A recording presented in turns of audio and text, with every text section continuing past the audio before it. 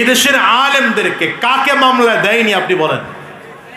এই যে মাদানীনগর মাদ্রাসার আমার উস্তাদ, মাদানীনগর মাদ্রাসার নায়েবে মুহতামিম আল্লামা আলী আকবর সাহেব দামাত বরকাতুল আলিয়া, হুজুরের বিরুদ্ধে মামলা দেওয়া হলো। তিনি নাকি রমনা বটমূলে হামলা করেছেন। তো আমরা একদিন হুজুরকে প্রশ্ন করলাম, হুজুর আপনি ওখানে গেলেন কেন? হুজুর বলে, গেলাম কই, আমি তো রমনা বটমূল চিনি না। দেওয়া হয়েছে মামলা। আল্লামা দিলাওয়ার হোসেন সঈদী সাহেবের বিরুদ্ধে মামলা দেওয়া হলো। কি মামলা? তিনি ৭১-এ নারী নির্যাতন করেছেন। আরো আসতে কর নাউজুবিল্লাহ, আগামী বছর নাউজুবিল্লাহ কয়েন নাকি?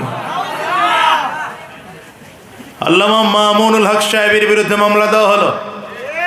তিনি ধর্ষণ করেছেন। হ্যাঁ, আল্লামা খালিদ সাইফুল্লাহ আইয়ুবীর বিরুদ্ধে মামলা দেওয়া হলো।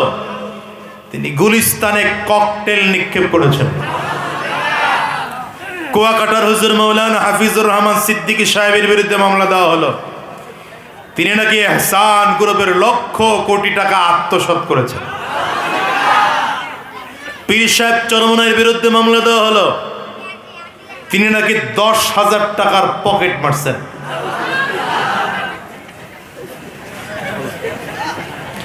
শায়েখে চরমনাইয়ের বিরুদ্ধে মামলা দেওয়া হলো।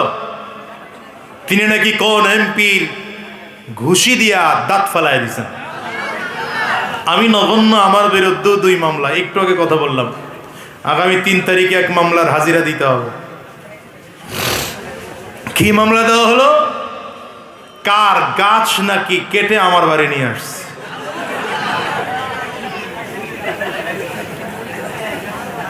তা আমি বলি, আলেম দিকে যারা হামলা করেছ, মামলা দিয়েছ, ঘর পুড়িয়েছ, ঘর জ্বালিয়েছ, মাহফিল বন্ধ করেছ, আজকে ময়দানের দিকে তাকিয়ে দেখো, ময়দানের দিকে তাকিয়ে দেখো। আলহামদুলিল্লাহ, আমরা এখনো গলা উঁচু করে কথা বলি, বুক টান করে কথা বলি, মাথা উঁচু করে কথা বলি। হাজারো লক্ষ শ্রোতা আমাদের কথাগুলো দিল ভরে মন দিয়ে কথাগুলো শুনে, ঠিক কিনা বলেন?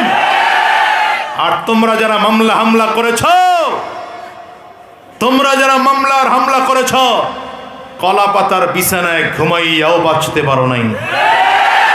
লুঙ্গি পরে, প্যান্ট শার্ট খুলে লুঙ্গি পরে, দাড়ি কামিয়ে, মাথায় কলপ, চুলে কলপ লাগিয়ে, তারপরে মাছের টলারে উঠেও বাঁচতে পারো নাই। আমি তো বলি, এগুলো দুনিয়ার ধরা। কিয়ামতের ময়দানে আল্লাহর সামনে ধরা খাইবা। সেদিন তুমি যা থাকবা, আমিও তা থাকবো। তোমার ক্ষমতা যা থাকবে, আমার ক্ষমতা তা থাকবে। আল্লাহর আদালতে দাঁড় করায়া প্রত্যেকটা জুলুমের একটা একটা করে হিসাব নেব, একটা একটা করে হিসাব নেব। দুহাত উঁচু করে, দুহাত উঁচু করে চিল্লায়া বলো ঠিক কেন? সর্বশেষ ঘটনা এই হলো, 53 বছর পরে আমার স্কুল, কলেজ, ইউনিভার্সিটির ছাত্ররা বৈষম্য বিরোধী আন্দোলনে রাজপথে নামতে বাধ্য হলো। এর মূল কারণ কোথায় জানেন? এর মূল কারণ, এই 53 বছর কোরআন দিয়ে এদেশ শাসন করা হয়নি। এদেশ ইসলামের পদ্ধতি অনুযায়ী শাসন করা হয়নি। এদেশের শাসন ক্ষমতায় কোনো আলেম, কোনো দাড়িওয়ালা, টুপিওয়ালা, জুব্বাওয়ালা, তাকওয়াওয়ান মানুষ এদেশের ক্ষমতায় ছিল না। 2-4 জন দাড়িওয়ালা ছিল, কিন্তু ক্ষমতা সে পালানোর জন্য দাড়ি কামাইয়া চুলে কলব লাগাই দিছে। এদের দাড়ি কি স্থায়ী না অস্থায়ী? এদের দাড়ি আল্লাহর ভয়ে না জনগণের ভয়ে? জনগণ যতদিন পক্ষে ছিল ততদিন দাড়ি ছিল। যখন জনগণ বিপক্ষে চলে গেছে, এখন দাড়ি বিপক্ষে চলে গেছে। অথচ আমরা হুজুররা তো আলহামদুলিল্লাহ তখনও মুখে দাড়ি, এখনো দাড়ি আছে। তখনও মাথায় টুপি ছিল, এখনো মাথায় টুপি আছে। তখনও সুন্নতি পোশাক ছিল, এখনো সুন্নতি পোশাক আছে। তখনও জোর গলায় কথা বলতাম, এখনো জোর গলায় কথা বলি।